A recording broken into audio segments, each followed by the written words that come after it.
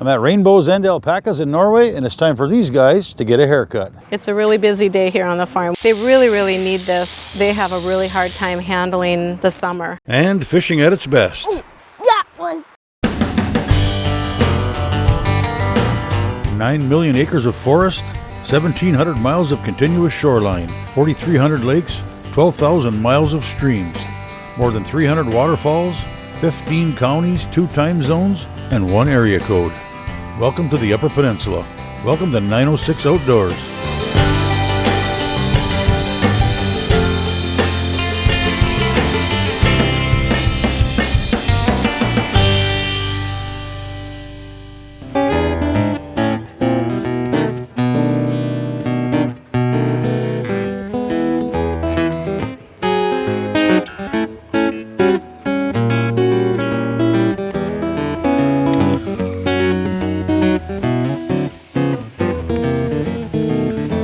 An alpaca is a domesticated species of South American camelid, a family that includes camels and llamas.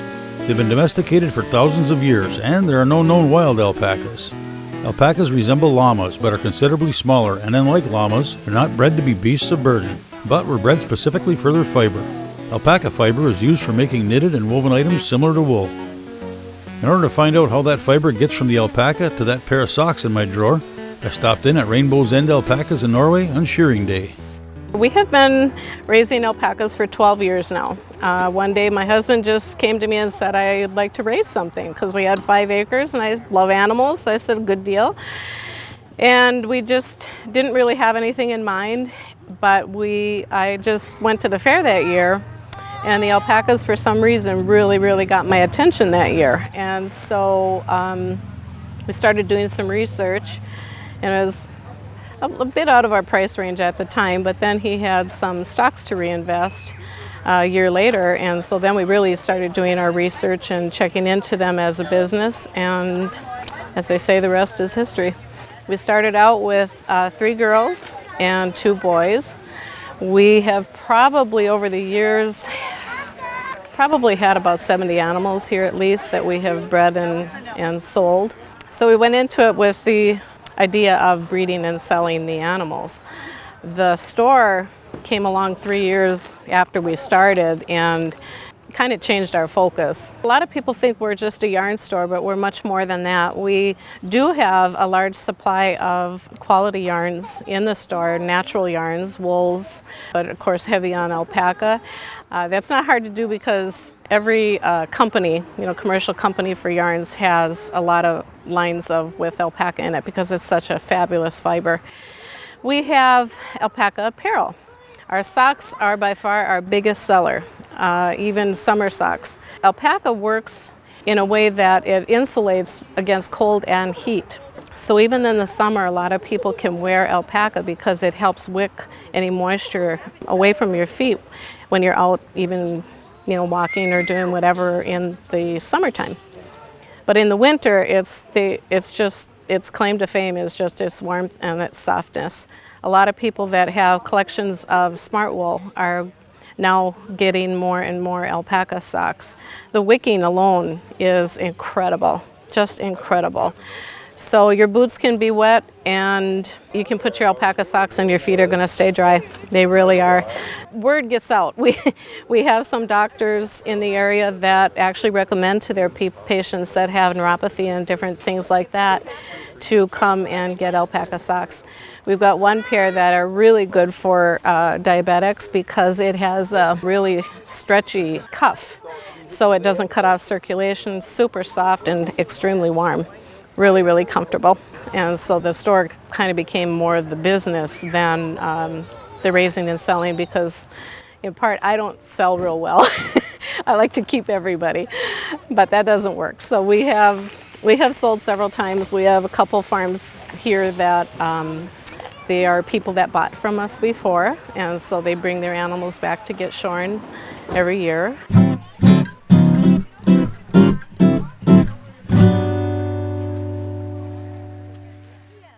Today's show is brought to you in part by Rapid River Knife Works, home of Michigan's largest custom knife factory showroom.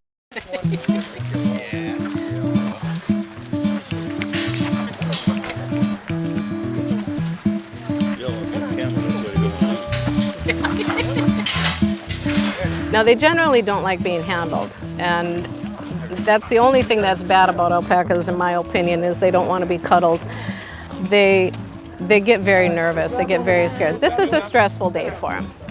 They don't, no one is ever hurt or harmed, but this is just scary for them because it's in an enclosed place. It's people that are handling them that they don't know. There's commotion around, but they really, really need this done every year, because if they don't, they have a really hard time handling the summer with the heat. They're much more acclimated to our winters than they are hot summers. People that raise them down south, they have to make sure that they have really good cooling systems.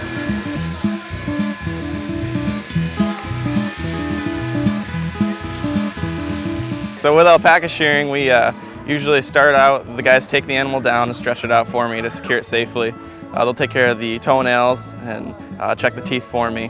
They'll get the blanket ready to roll the best number 1 fiber over it.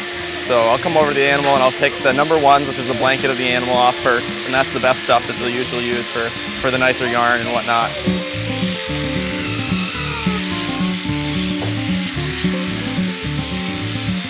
So I'll shear that off, pull it off, and that's when the helpers will roll it up so that they can skirt it later and clean it off and spin it into yarn. Then I'll move on to the legs and tail and shape it nicely. Pretty much every cut I do is the standard show cut. I just assume that every animal is going to show, even if they aren't. Try to make them look nice and shape the tail and shape the top knot. Just the neck is the second best fiber, so people can use that for yarn.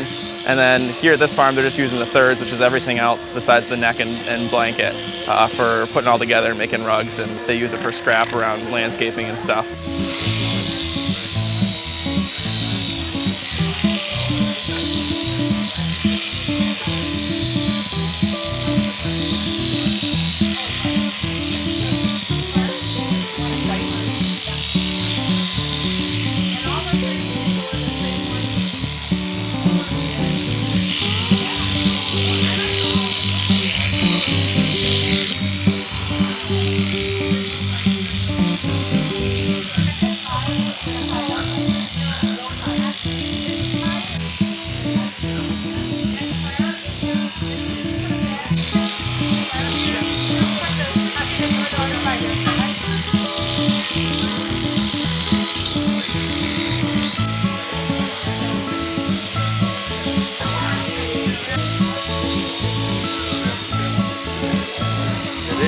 So we check their teeth and we trim them down. Alpaca's front teeth keep growing, so you got to trim them down every year, every 2 years.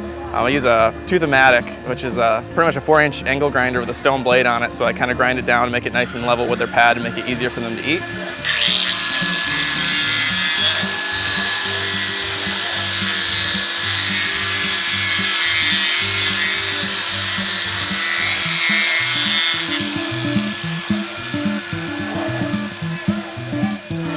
So the toenails, they keep growing and you got to trim them. Most people will trim them. Some people do it once a month, some people do it once a quarter. You want to do it at least more than once a year. Some people still have us only do it when we have them tied up because they can't handle the animals very well. But they keep growing, and the more they grow, they kind of start curling around. So you want to, once they get curled, they start walking with a limp, and it could cause knee damage and whatnot. You want to keep them trimmed so they can walk better. We work on a 4-man team. I have my 2 takedown guys, and my wife holds the head for me. So we kind of bounce back and forth. Every time I'm shearing an animal, they'll prepare the next animal for me so that I can continue to shear. We can get more done in a day that way. After I'm done, we don't want to get second cuts, second cuts is just like little pieces of fiber in the nice fiber. Once I shear, there's a little bit of lines left over from what I've done. So I don't usually do that. My second guy, Ben Holcomb, will come behind me and do the cleanup shearing. And that's kind of a nice process for him to start learning how to shear himself as well. So the plan is he's kind of an apprentice right now. He's going to start shearing eventually on his own as well. So he kind of follows up and kind of cleans them up, makes them look nice, and that way he gets to kind of study the contours of the animal's body as well, so he can learn how to shear as well. So I specialize in alpacas. We also shear llamas. I can shear sheep, but I don't specialize in that. I'm not a great sheep shearer. I'm a very good alpaca shearer. I've been shearing alpacas for about 8 years. Started as an apprenticeship, kind of doing what, like I spoke with about Ben, doing the cleanup shearing and taking down. Started as a wrangler, and I've worked on about 25,000 alpacas at this point in my career, and plan to keep going. So it keeps us busy. It's a short season. We usually start early April and shear till mid-June. because you got to shear them in the spring before it gets too hot and after the snow still. So there's kind of a tight window. So we work 5 or 6 days a week with one or 2 days off to rest and do laundry and continue on. So it's a busy season. We cram it in, and then we all have other gigs we do the rest of the year, and it's fun. We have to shear them every year, or some alpacas you can shear once every 2 years, but it's advisable to shear them every year, especially in North America. It's hotter during the year. They're native to the Andes Mountains, where it's cooler. It's not necessary to shear them as often. You have to shear them up here, or else they could die of heat stroke. There's severe risk. People can get around it with pools or spraying them off, but the best animal health is to shear them every year. So that's kind of a necessity to do. 906 Outdoors is brought to you by Cooking Wild Seasonings. Make it fresh, make it yours.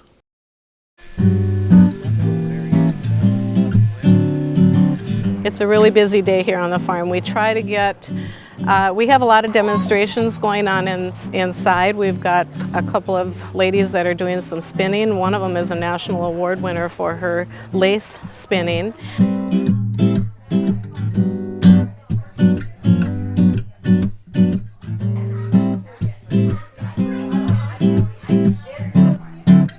We have a couple ladies that are going to be doing weaving, and we have a lady that is doing tatting. And then we have a lady this year that is going to show people how to dye yarn. And then we're going to sell little skeins that she has dyed. So we try to have a lot of different things on the fiber end so that people can get a full education when they come up here and see it right from coming off of the animal to the finished products.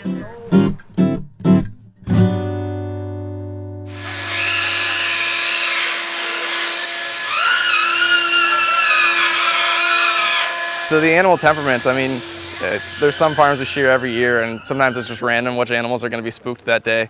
But probably a good 40–50% of the animals we handle and take down to shear. We'll scream or send a warning call or spit and pee, and we kind of got to deal with that.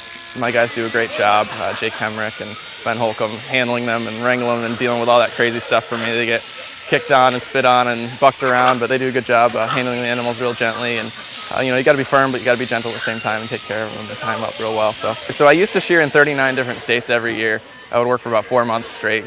Start down south, get a little longer season. So we travel all around the country. Since then, I've kind of, since I got married to my wife Alyssa, we've cut it back, trying to be home a little bit more. So I do most of my shearing in New York State now, and then we take a little stint out west to hit some farms out this way. So next week we're heading home now. On the daily basis, raising alpacas is actually quite easy. They get a half a cup of a grain that is specially formulated for them. They get a half a cup in the morning and a half a cup at night. They're primary grazers, so they like to graze. They have hay year-round because they also need the dry as well as the moist in the summer. They're a ruminant. They have 3 stomach chambers, so they really utilize everything that they take in. And their poo is actually the best fertilizer that's on the market. We sell it here in 5-gallon quantities. We bag it up into bags, and people come back year after year for more of it because it not only is an excellent fertilizer, it's not harsh. You could actually take it right off the pile, the fresh pile if you want, because it is so broken down. It doesn't promote weeds, and it really gets crazy results with your gardens. So we always try to have that available, especially spring and fall. So on a daily basis, once you do your feeding, make sure that they have hay, grass, or water available all the time. They just kind of hang out. They're a very quiet animal. They make good neighbors. But what we do here, we're not in a real wooded area where our farm is, but we still have the 6-foot no-climb horse fence, and that surrounds our entire property. And that's almost more to keep other animals out than even them in. You can string a rope and they won't try to go past it unless they see a blade of grass that they think looks really good. They'll never leave their herd. We had one boy actually escape his pen area at night, and he was laying right on the deck right by the rest of them because they don't want to go anywhere that their herd isn't. As long as you keep them safe and fed properly, they really are a very easy animal to handle. They're not a real large animal. Right now they look bigger than they really are. They'll look pretty small after they get their hair cut. They usually are about 180 pounds, 170 pounds. We do have some bigger ones. A good portion of that reason is because we get so many guests here that they buy capsules of food, and so they eat a little more than they should. But they're happy and they're healthy.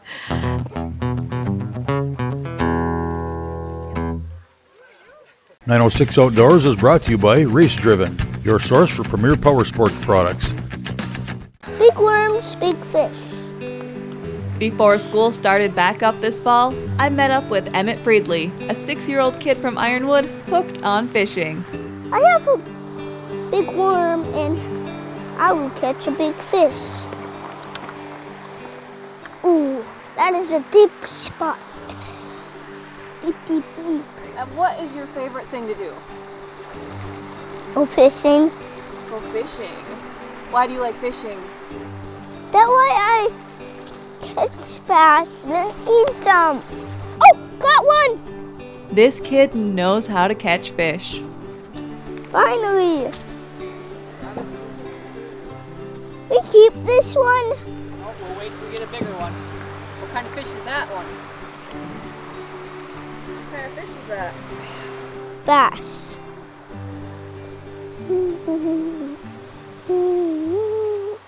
You put it on like that, then that, like that, that. I was just digging by a dock, Mommy. What? Did you hook them on at least twice? Yes. You like just cast out super far and reel it in. How do you know when there's a fish on the hook? It is like bending super hard. Oh, oh, oh, oh, oh, oh. We keep it. A walleye. Mom and Dad were there too to put on bobbers and unsnag hooks from the trees. It got caught.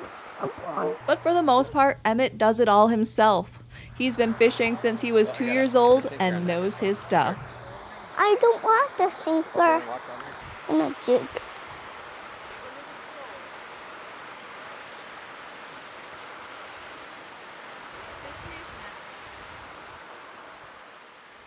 Oh, yeah. A sunfish. Oh, yeah, yeah. And it's the same fish. Oh, someone is on it. Wow! It is that one I just catched over there. Who taught you how to fish? Daddy. Yeah. There you go. Another rock bass. A rock bass. Put him back. What's the biggest fish you ever caught? A big bass. Like this big. Emmet prefers to fish from docks, rocks, and logs. Where do you go fishing? Here and everywhere else. Do you have a secret spot? Yes. Are you going to tell me where your secret spot is? Yes. Where's your secret spot? It is Grandpa's secret spot. Our day didn't start off so lucky. We actually started that morning at his secret spot. Fishing pole in hand and his grandpa's old fishing hat on his head, we checked out his favorite fishing hole.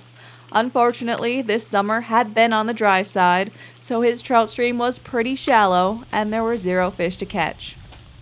We tried another spot, but no luck there either. So Emmet showed me some of his favorite spinners in his trusty tackle box. One is a paddle tail. And like we use this for trolling like that, and it is tail. And this like do this a fish level. That might it look like a baby fish, and it have a 3D hook. This one looks like a found this one. Dave did. What's that one for? Husky fish. This one for catching bass. This is catching walleyes. So it like is a 2-3D hooker. You like it? Mm-hmm. Then buy it. This one is like a mini fish. It looks like Emmet also taught me patience. Eventually, you will catch a big fish when you least expect it. And when you finally do, it's pretty exciting. I have a fish on. Oh, that one. Definitely. Nice one. I need to pull back. Yeah, keep your tip up. Stay where you're at. Oh, I seen him.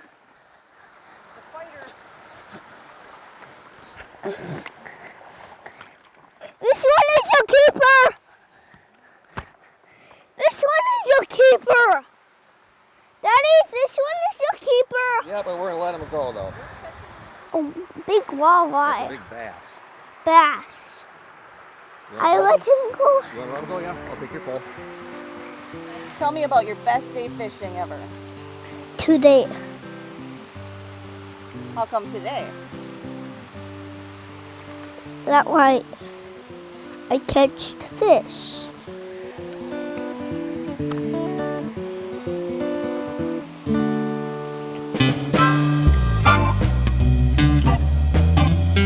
Feel free to join us on Facebook or visit us at 906outdoors.com. Thanks for watching, and we invite you to join us next week for another adventure right here on 906 Outdoors.